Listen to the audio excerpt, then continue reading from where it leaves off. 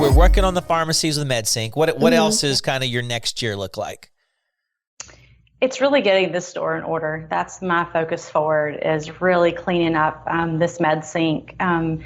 They've done it on and off for years. It's just never been maybe like one person's job necessarily. And it's kind of discombobulated. The dates are all off. It's not been done consistently, so the patients don't necessarily understand fully what our goal is. So it's re-educating patients. So we've got a long ways to go here to get the MedSync to where it is at my other location. Right. So I really want to get that nailed down and us to be more proactive than reactive, because it's very reactive here, and I'm used to my little proactive space.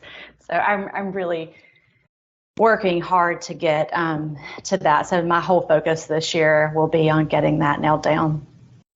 Okay, so you get MedSync completely cleaned up and down, and we help you with that and figure out, what piece are you missing? What piece did we miss? So what is the next goal for you? And what's the next goal for the pharmacy? Incorporating other services that we do, like the immunizations, into that. We haven't done as much of that. Those companion sales. Working more with the doctors. I would love to get it where the doctors send us some labs where I can actually discuss that with the patients. Yep. Because we are clinically trained, but we don't get to use that. So moving into clinical. What about, so somebody who is interested in the fellowship, what would you say to them? Somebody who thought the fellowship might be something they want to do.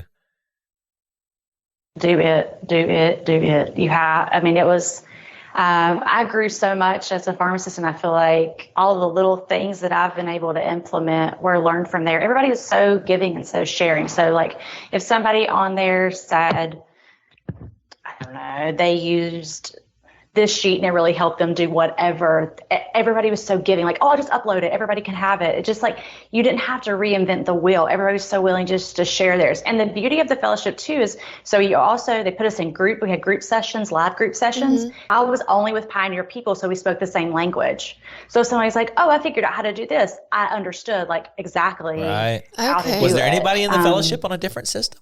Oh, I know, right? Yeah. There were, sadly.